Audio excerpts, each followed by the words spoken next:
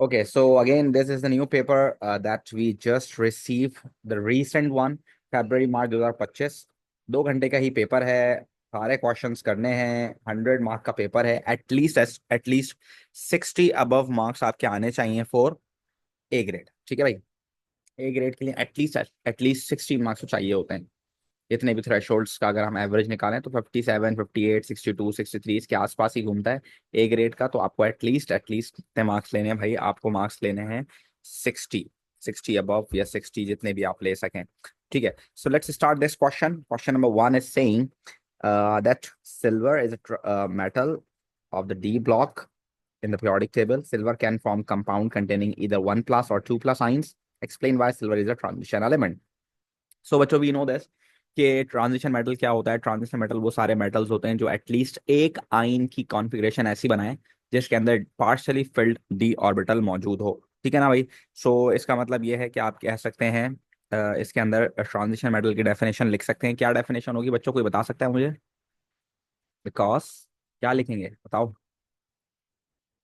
Transition metal कौन होते हैं जो कि, जल्दी से बताओ कौन बताएगा? तो आसान डेफिनेशन है यार, 1 नंबर की, मेरे ख्याल से याद होनी चाहिए। ट्रांजिशन मेटल के चैप्टर में सबसे पहले हमने की है। क्या लिखेंगे? नहीं बता रहा कोई भी, मैं ही लिखूं? पार्शियली फिल्ड डी ऑर्बिटल होना चाहिए उसका। हाँ शाबाश, गुड। ठीक है, तो हम यहाँ लिख लेंगे इसको। क्या लिखेंगे हम यहाँ पर? लिखेंगे silver. Silver has at least one ion which is partially filled d orbital।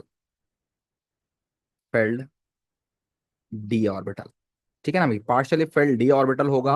एक भी आयन हो ना अगर ऐसा, तो वो जो है आपके पास क्या होगा? वो आपके पास ट्रांजिशन मेटल होगा। ठीक है। वो जो 1 प्लस है उसमें पार्शियली फिल्ड नहीं है। 2 प्लस के अंदर आपके पास डी ऑर्बिटल में से एक इलेक्ट्रॉन लॉस होगा तो वो पार्शियली फिल्ड होगा। तो that would cause silver metal to be part of transition metals. ठीक है। सो हम यहाँ ये लिख सकते हैं। उसके बाद आगे चलते हैं, नेक्स्ट पार्ट करते हैं। अच्छा जी, इसके बाद डेफिनेशन के बाद क्या कह रहा है ये जरा पढ़ते हैं सवाल। Table 1.1 gives data relevant to the bond Haber cycle for the silver 1 fluoride. ठीक है। और हमसे वो कह रहा है इंफॉर्मेशन गिवन है बहुत सारी। Right equation for the standard enthalpy changes describe. अच्छा, इक्वेशन लिखनी है आपने, इंक्लूड स्टेट सिंबल्स। ठीक है। किस चीज की अपने इक्वेशन लिखनी है? Standard enthalpy change of atomisation. Atomisation की सिल्वर की कोई मुश्किल बात नहीं है मेरे ख्याल से इक्वेशन लिखना। सिल्वर मेटल होता है तो सॉलिड फॉर्म में होता है।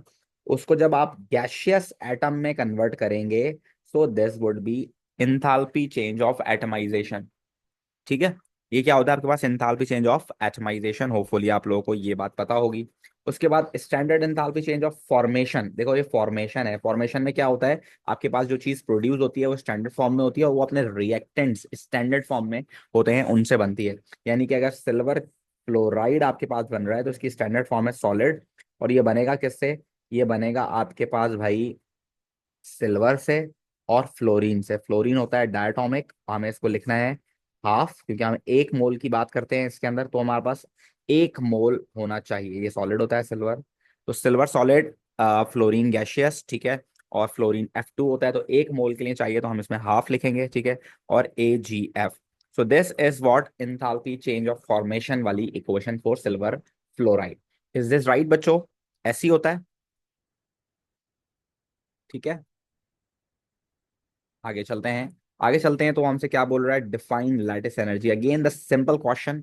और ये भी आप कह रहे हैं कि अब तक जो है सिर्फ डेफिनेशंस पे उसने सवाल निकाला है पूरा। 5 नंबर तो हमें अभी तक फ्री में मिले हैं। ठीक है। सो हम इसमें लिख सकते हैं what is enthalpy change of lattice energy. हम इसको बोल सकते हैं दिस इज इंथैल्पी चेंज। ये क्या होता है भाई? ये इंथैल्पी चेंज होता है। Enthalpy change when 1 mole of gaseous ions, when 1 mole of gaseous ions combine और react together, combine लिख लेते हैं, combine together and form 1 mole of solid ionic compound under standard conditions. Under standard conditions। ठीक है भाई, देखो अभी तक जो 5 मार्क्स इसने दिए हैं तो वो तो बड़े मजे के हैं, मतलब हमारे लिए तो ये बड़ा आसान हो गया कि हम ये 5 मार्क्स ले सकें। ठीक है, उसके बाद हमारे पास आ गया है नेक्स्ट पार्ट, वो उसमें कह रहा है आपसे calculate the first electron affinity of fluorine using the data from the table. It may helpful to draw the label energy cycle as part of the working. All right, ठीक है। सो diagram बना लेते हैं तो हमारे लिए आसानी हो जाएगी। सिल्वर सॉलिड फॉर्म में होता है, फिर फ्लोरीन हमारे पास गैशियस फॉर्म में होता है। तो पहले तो हम इन दोनों को कन्वर्ट करेंगे किस में भाई, इन दोनों को कन्वर्ट करेंगे गैशियस एटम्स में। ये हो गई आपके पास एटमाइजेशन, ठीक है ना। एटमाइजेशन के बाद ये होगी आपके पास आयोनाइजेशन एनर्जी, जब आप इसको गैशियस आइन में कन्वर्ट करेंगे। And this is electron affinity, जो कि हमें फाइंड आउट करनी है गैशियस नेगेटिव आइन में कन्वर्ट करने के लिए जो चाहिए। ठीक है, ये हमें चाहिए। उसके साथ साथ हमारे पास जब ये दोनों आपस में मिलते हैं, जब ये दोनों आपस में मिलते हैं तो हमारे पास क्या बनता है भाई, हमारे पास बनता है सिल्वर फ्लोराइड। जो कि आपके पास क्या होगा भाई, सिल्वर फ्लोराइड हमने गैशियस साइन से बनाया है तो ये है लैटिस इंथैल्पी। और ये वाला जो होगा हमारे पास, ये वाला part, this is enthalpy change of formation. ठीक है भाई, तो ये होती है सिचुएशन जो हमें पता है। सो अगर हम इसको देखें तो ये सब एक साइड पे हैं तो ये सब ऐड होंगे, ठीक है। और ये अपोजिट साइड पे है तो ये अपोजिट साइड पे रहेगा। ठीक है, तो हम इसको इस तरह से लिख सकते हैं that enthalpy change of formation is equals to enthalpy change of atomization of silver plus fluorine। फिर प्लस आपके पास होगी ionisation energy of silver plus electron affinity of fluorine plus lattice enthalpy. ठीक है ना। तो ये सब उस तरफ जाके माइनस हो जाएंगी और हमें इलेक्ट्रॉन एफिनिटी निकालनी है, वो हमें मिल जाएगी। फॉर्मेशन कितनी गिवन है भाई, देख सकते हैं हम लोग, एंथैल्पी चेंज ऑफ फॉर्मेशन 203 है। एटमाइजेशन सिल्वर की और फ्लोरीन की कितनी है, एटमाइजेशन ऑफ सिल्वर 289 और 79, 289 और 79 एटमाइजेशन। ये ना मॉलिक्यूल, देखो ये देख लिया करना कि फ्लोरीन क्लोरीन ब्रोमीन ये डायटोमिक होते हैं, तो हम टाइम वो हमें बॉन्ड एनर्जी दे देता है तो हमें हाफ करनी होती है, ठीक है ना। तो फिलहाल उसने एटमाइजेशन ही दी हुई है, ये अच्छी बात है। उसके बाद हमारे पास फर्स्ट आयोनाइजेशन एनर्जी 732 गिवन है। This is to be identified, ये हमें करना है। लेटिस एंथैल्पी, लेटिस एंथैल्पी कहाँ है भाई, लेटिस एंथैल्पी है 99955। ठीक है भाई, इसको सॉल्व कर लेते हैं। जल्दी से आप सारी चीजों को उधर भेज के सॉल्व कर लें और मुझे बताएं इलेक्ट्रॉन एफिनिटी का आंसर क्या आ रहा है। 203, 289 इधर आके नेगेटिव हो जाएगा, 79 नेगेटिव हो जाएगा, 732 नेगेटिव हो जाएगा, 955 पॉजिटिव हो जाएगा। बताइए बच्चों इसका आंसर क्या आ रहा है, जल्दी से क्विकली।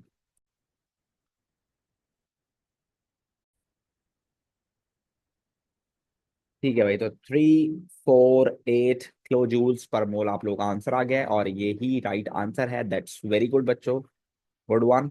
ठीक है, उसके बाद आगे चलते हैं, तो आगे चलते हैं तो ये हमसे क्या कह रहा है, use the data in table 1.2 calculate the enthalpy change of solution.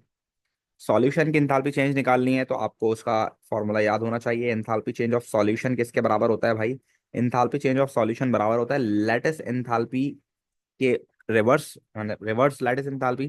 तो आप नेगेटिव लैटिस एंथैल्पी लिख सकते हो plus enthalpy change of hydration. Hydration आपको पता होनी चाहिए, ठीक है। अब हाइड्रेशन हमारे पास दो होती है तो जाहिर सी बात है इनको आप प्लस कर लें, हाइड्रेशन ऑफ सिल्वर और हाइड्रेशन ऑफ फ्लोरीन है तो इन दोनों को आप ऐड कर लें। उसके बाद लैटिस एंथैल्पी की जो वैल्यू है वो 955 है और ये खुद भी नेगेटिव हमें रिवर्स में रखनी है, तो अब ये दो बार नेगेटिव आएगा। तो एंथैल्पी चेंज ऑफ सॉल्यूशन जरा चेक कर लो बच्चों क्या आ रहा है आप लोग के पास, क्विकली इसका आंसर भी बता दो मुझे। इसका आंसर आ रहा है क्या, -15। Thank you, all right, -15 kilo joules per mole इसका भी आंसर आ गया। So again this is quite simple. अब तक 8 नंबर इस सवाल के बहुत ही आसान थे। ठीक है। उसके बाद वो हमसे क्या सवाल पूछ रहा है, उसके बाद वो हमसे सवाल पूछ रहा है, use your answer to C1, suggest whether silver fluoride is soluble in water at 298 kelvin, explain your answer. अच्छा, ये जो हमने वर्कआउट किया है पूरा, calculate the enthalpy change of solution, जो एंथैल्पी चेंज ऑफ सॉल्यूशन हमने निकाली है, हमने स्टैंडर्ड पे निकाली। यहाँ लिखा हुआ है एनर्जी चेंज 298 केल्विन है, ये जो हमने कैलकुलेशन की है पूरी, ये 298 केल्विन पे ही की है, and the answer is negative. Negative answer आ रहा है, इसका मतलब exothermic, and once the reaction is exothermic, तो इसका मतलब क्या होता है, इसका मतलब ये होता है कि वो रिएक्शन, वो जो सब्सटेंस है वो पानी के अंदर सॉल्युबल है, ठीक है ना भाई। सो एक्सोथर्मिक रिएक्शंस जो होते हैं वो ज्यादा फीजिबल होते हैं। सो आप कह सकते हैं कि वो पानी में सॉल्युबल होगा। तो क्यों होगा, तो हम यहाँ लिख सकते हैं, यहाँ पर ये नेगेटिव क्यों आया भाई, ये नेगेटिव इसलिए आया है क्योंकि आपके पास जो हाइड्रेशन वाली वैल्यू है ना, वो ज्यादा है। देखो, ये ज्यादा है नेगेटिव में ना, ये आपके पास आ रही होगी कितनी, 970 आ रही है मेरे ख्याल से, ये 970 आ रही है आपके पास, और ये वाली है 955। इस वजह से ओवरऑल आंसर आपके पास आ रहा है -15, है ना भाई। इस वजह से आपके पास आंसर जो आ रहा है ओवरऑल क्या आ रहा है, -15। तो अगर हाइड्रेशन ज्यादा होगी तभी आपके पास ये रिएक्शन का आंसर जो होगा, इस कैलकुलेशन का जो आंसर होगा, ये नेगेटिव में आएगा, और नेगेटिव में आएगा तो इसका मतलब वो पानी में सॉल्युबल है। तो हम यहाँ क्या लिख सकते हैं भाई, हम यहाँ लिख सकते हैं magnitude, magnitude of hydration enthalpy, magnitude of hydration enthalpy is greater than lattice energy, is greater than lattice energy। अगर ये एंडो आ रहा होता तो हम इस पे उसको उल्टा लिखते हैं, ठीक है ना, यानी कि lattice energy is greater than the hydration enthalpies, ठीक है। ठीक है बच्चों, therefore enthalpy change of solution, enthalpy change of solution is exothermic, which shows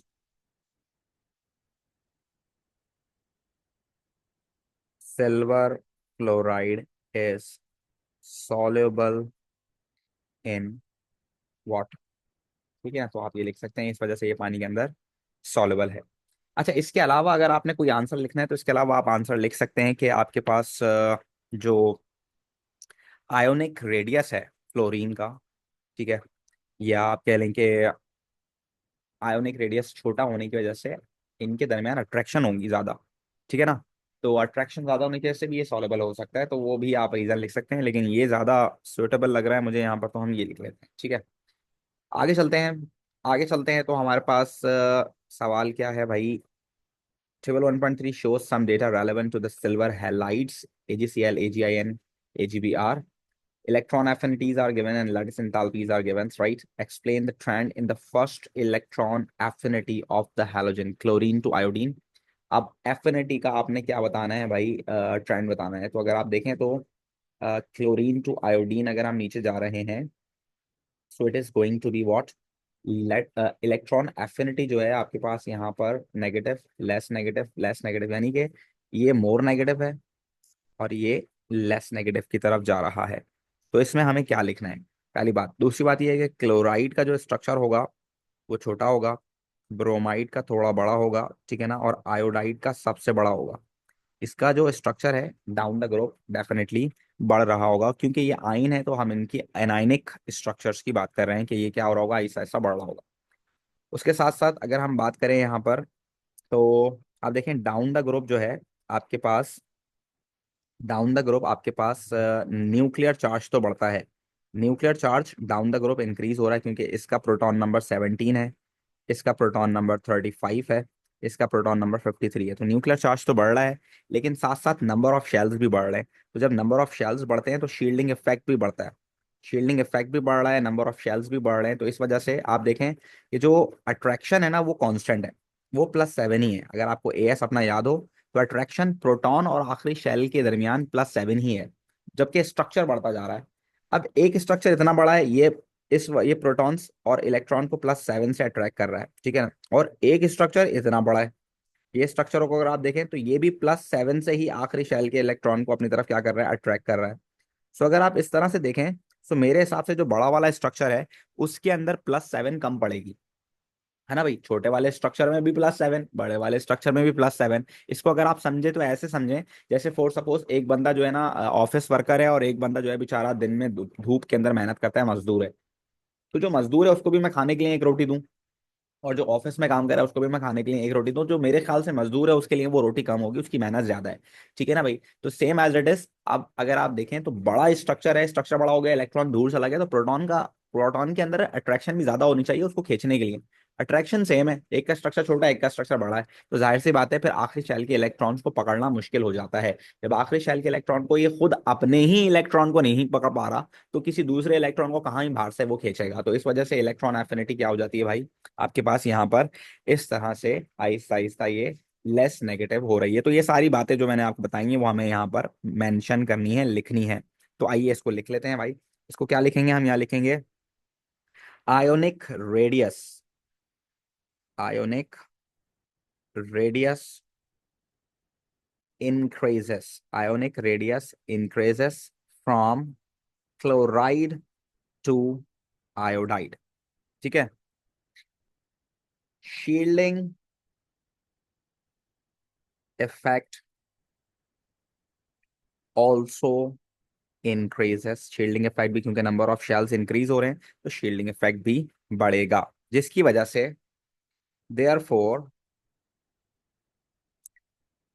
the attraction, the attraction between nucleus and valence electron decreases, या decreases की जगह लिख लेंगे बिकम वीक। ठीक है ना, ठीक है भाई। अब क्या होगा, इसको हम क्या लिखेंगे, that's why, that is why less energy is release and electron affinity become less exothermic. ठीक है भाई बच्चों, बात समझ में आ गई। ये करना है हमें यहाँ पर, ये सारी बातें हमें यहाँ पर लिखनी थी। ठीक है। उसके बाद वो हमसे एक और सवाल क्या पूछ रहा है, वो हमसे पूछ रहा है explain the trend in the latest energies of the silver halides. अब वो हमसे ये ट्रेंड पूछ रहा है लेटेस्ट एंथैल्पीज का। तो आप देखें ये भी डाउन द ग्रुप क्या हो रहा है भाई, ये भी डाउन द ग्रुप आपके पास कम ही हो रहा है। इसके कम होने का रीजन क्या है, अब जाहिर सी बात, जैसे स्मॉल स्ट्रक्चर होता है ना, अब देखो यहाँ पर मुझे आयोनिक रेडियस की बात करना पड़ेगी। अब क्लोराइड का स्ट्रक्चर छोटा है, और फ्लोराइड का उससे भी छोटा है। फ्लोराइड की और ज्यादा लेटेस्ट एंथैल्पी होगी, ठीक है ना, क्योंकि उनकी अट्रैक्शन ज्यादा होगी। क्लोराइड की थोड़ी कम, फिर उसके बाद और कम। आपको याद होगा, आपने ओ लेवल्स में पढ़ा था silver chloride is insoluble in water. तो अगर आपको याद हो silver chloride is insoluble in water, तो आपको ये बात पता होनी चाहिए कि why silver chloride is insoluble in water, क्योंकि इसका जो इंथैल्पी चेंज ऑफ सॉल्यूशन है वो एंडोथर्मिक है, इस वजह से ये इनसॉल्युबल इन वाटर है ना भाई। सो खैर, ये डाउन द ग्रुप, अब यहाँ पर अगर हम बात करें सिल्वर फ्लोराइड की, तो ये वाला पार्ट एक्सो वाला था। सिल्वर क्लोराइड आपके पास एंडो वाला है, तो इसलिए ये पानी में इनसॉल्युबल है। खैर ये क्यों है, क्योंकि इसका साइज बड़ा हो रहा है। जब साइज बड़ा हो रहा है तो आपके पास लैटिस एनर्जी कम हो रही है, लैटिस एनर्जी कम हो रही है। सो ये सारी सिचुएशन आपके पास यहाँ पर अभी पूरी हम इसको डील करेंगे। ठीक है, चलो अब यहाँ लिख लेते हैं आंसर। खैर बहुत ज्यादा डेप्थ में नहीं जाते हैं, हमारा मेन पर्पस इस सवाल को सॉल्व करना है। डाउन द ग्रुप, या डाउन, आप इसको डाउन द ग्रुप की जगह लिखें, इसको हम लिख देते हैं ionic radius, ionic radius of halide ions increases down the group. ये ज्यादा आसान रहेगा मेरे लिए लिखना, ठीक है ना। डाउन द ग्रुप, उसके अलावा क्या लिखेंगे भाई, डाउन द ग्रुप होने की वजह से आपके पास क्या हो जाएगी, इसकी जो चार्ज डेंसिटी है, हम क्या लिख सकते हैं, चार्ज डेंसिटी। जाहिर सी बात है वो क्या हो जाएगी, चार्ज डेंसिटी कम हो जाएगी, डिक्रीजेस, डिक्रीजेस हो जाएगी, जिसकी वजह से हम क्या लिखेंगे, इलेक्ट्रोस्टैटिक, क्योंकि ये पॉजिटिव और नेगेटिव के दरमियान अट्रैक्शन है, तो इलेक्ट्रोस्टैटिक फोर्स ऑफ अट्रैक्शन जो है, electrostatic force of attraction between ions become weaker. क्या हो जाएगी भाई, ये कम हो जाएगी, ये वीकर हो जाएगी। ठीक है। So enthalpy change of lattice energy become less exothermic. क्या हो जाएगी भाई, ये आपके पास ये लेस एक्सोथर्मिक हो जाएगी। ठीक है भाई। ये सबसे मुश्किल काम होता है मेरे ख्याल से, रीजंस देना। सो इसके लिए you need to be very vigilant while answering this question. बहुत ही अच्छे से आपने ये सारे पॉइंट्स याद रखने हैं, अच्छे से इनको याद करें ताकि आपको आंसर देना में आसानी हो। So let's move on towards this question. I think this is very much relief from electrochemistry in this question. बहुत आसान सवाल पूछा है इन्होंने। So an electrochemical cell is constructed using electrodes shown in table 1.4. Calculate the standard cell potential. Construct an equation for the overall reaction. So it's quite simple. आप देख सकते हैं this is more positive, ठीक है ना। More positive का मतलब होता है रिडक्शन, और दिस इज लेस पॉजिटिव, तो इसका मतलब क्या होता है आपके पास, ऑक्सीडेशन। ठीक है ना। अब हम इसको लिख लेते हैं। ऑक्सीडेशन वाले को जो है हम उल्टा करके लिखते हैं, जबकि रिडक्शन वाले को सीधे ही लिखते हैं। तो पहले रिडक्शन वाले को लिख लेते हैं, सीधी वाली इक्वेशन को। ये सीधी इक्वेशन लिख लिया हमने। ठीक है। और ऑक्सीडेशन को उल्टा करके लिखना होता है हमें। सो ऑक्सीडेशन वाली इक्वेशन को अगर मैं उल्टा करके लिखूं, तो जो इलेक्ट्रॉन है ये इस तरफ आएगा। तो ये हो जाएगा आपके पास कुछ इस तरह से, AgCl प्लस इलेक्ट्रॉन, और यहाँ आ जाएगा Ag प्लस और Cl नेगेटिव। ठीक है ना। ये इक्वेशन इस तरह से हो गई। और क्योंकि ये दो दो इलेक्ट्रॉन्स हैं, तो पूरी इक्वेशन को 2 से मल्टीप्लाई कराऊंगा कि इलेक्ट्रॉन सेम हो जाए। Once electrons are going to be same, we just need to cross them and get the final equation. Final equation आपके पास क्या आ रही है, जो कि हमें यहाँ लिखनी है, वो है कॉपर 2+ के अंदर आपने डाले सिल्वर आइंस और साथ में डाले क्लोराइड आइंस, तो आपके पास बन रहा है क्या, copper metal along with 2 silver chloride. हमें स्टेट सिंबल्स तो नहीं लिखने हैं यहाँ पर। अगर स्टेट सिंबल्स लिखने भी हैं तो आप लिख सकते हैं this is aqueous, this is aqueous, this is aqueous, this is solid, this is solid. ठीक है ना भाई। इस तरह से अगर आप स्टेट सिंबल भी लिखना चाहें तो स्टेट सिंबल्स भी लिख सकते हैं। अदरवाइज फिलहाल मुझे लगता है कि इसके अंदर इसकी ज़रूरत है। अगर होती तो हम ज़रूर इसको लिखना चाहते हैं। अच्छा सॉरी, एक मैंने मिस्टेक की है, सिल्वर आइंस नहीं है इसमें, सिल्वर मेटल है। एक सॉरी, मैंने क्वेश्चन नहीं देखी, ये सिल्वर मेटल। ओहो, ये सिल्वर मेटल है बच्चों। ठीक है। ये सिल्वर मेटल है, ये वाला सिल्वर मेटल। ठीक है। ये है इक्वेशन। उसके बाद वो कह रहा है आप इसकी जो है इलेक्ट्रॉन ई नॉट वैल्यू निकाल दें, तो रिडक्शन माइनस ऑक्सीडेशन होती है। We know this. रिडक्शन कितनी है भाई, रिडक्शन हो गया 0.342 माइनस ऑक्सीडेशन हो गया 0.222। तो बताओ बच्चों कितना आंसर आ रहा है आप लोग के पास, इसका आंसर कितना आ रहा है, जल्दी से बताओ। 0.12 वोल्ट्स, तो इसका आंसर आ गया ये। होपफुली आप लोगों का यही आंसर आ रहा होगा, चेक कर लो सब बच्चों। 0.12 वोल्ट्स आप लोगों का आंसर आ गया। ठीक है। उसके बाद नेक्स्ट पार्ट में, जो कि लास्ट पार्ट है इस क्वेश्चन का, वो क्या कह रहा है आपसे, वो कह रहा है आपसे in a different experiment electrode 1। Electrode 1 आपके पास जो है, ये वाला जो इलेक्ट्रोड है, electrode 1 is setup using saturated solution of KCl। उसने AgCl की जगह KCl डाल दिया। ठीक है भाई। Saturated solution of KCl contain, अच्छा सैचुरेटेड का मतलब होता है कॉन्सेंट्रेटेड। ठीक है ना। सैचुरेटेड का मतलब होता है कॉन्सेंट्रेटेड। उसने 36 ग्राम KCl पर 100 सेंटीमीटर क्यूब डाला है। Solution 298 kelvin. The Nernst equation for electrode 1 is given. Calculate the electrode potential E0 under these conditions. ठीक है। सो नर्स इक्वेशन हमेशा नॉन स्टैंडर्ड सॉल्यूशंस के लिए लगती है, यानी कि जिसकी कॉन्सेंट्रेशन 1 मोल पर डेसीमीटर क्यूब ना हो। तो यहाँ पर कॉन्सेंट्रेशन 1 मोल पर डेसीमीटर क्यूब नहीं है इलेक्ट्रोड 1 की। सो इसीलिए हम यहाँ पर क्या लगाएंगे भाई, नर्स इक्वेशन लगाएंगे। और नर्स इक्वेशन लगाने के लिए आपको क्लोराइड की कॉन्सेंट्रेशन रिक्वायर्ड है, और क्लोराइड की कॉन्सेंट्रेशन रिक्वायर्ड है, तो इसका मतलब ये है कि आपके पास डेफिनेटली इसकी कॉन्सेंट्रेशन होनी चाहिए। तो KCl की जो कॉन्सेंट्रेशन होगी डेफिनेटली वो ही आपके पास क्लोराइड की भी कॉन्सेंट्रेशन होगी। आप देख सकते हैं क्योंकि दोनों ही 1:1 का रिलेशन में है। एक मोल पर डेसीमीटर क्यूब KCl में 1 मोल पर डेसीमीटर क्यूब क्लोराइड के आइंस होते हैं। तो हम इसकी कॉन्सेंट्रेशन निकाल लेते हैं भाई। कॉन्सेंट्रेशन निकालने के लिए क्या करेंगे, KCl का मोल्स निकाल लेते हैं, वॉल्यूम गिवन है। सो कॉन्सेंट्रेशन क्या होगी भाई KCl की, दिस इज मोल पर डेसीमीटर क्यूब वॉल्यूम। सो मोल्स कैसे निकालेंगे भाई, 36 ग्राम्स हमें गिवन है, तो इसका एमआर कितना होगा भाई, 35.5 और प्लस 39.1। KCl का कितना होगा, 39.1 प्लस 35.5। बच्चों देखो कितना होगा, ये मेरे ख्याल से 74.6 हो जाएगा आई थिंक। 74.6 से ये हो गया, और वॉल्यूम हमें डेसीमीटर क्यूब में रखना है तो 100 है, तो 100 डिवाइड बाय 1000 करेंगे, तो इस तरह से हमारे पास कॉन्सेंट्रेशन आ जाएगी KCl की भी और Cl की भी, ठीक है ना।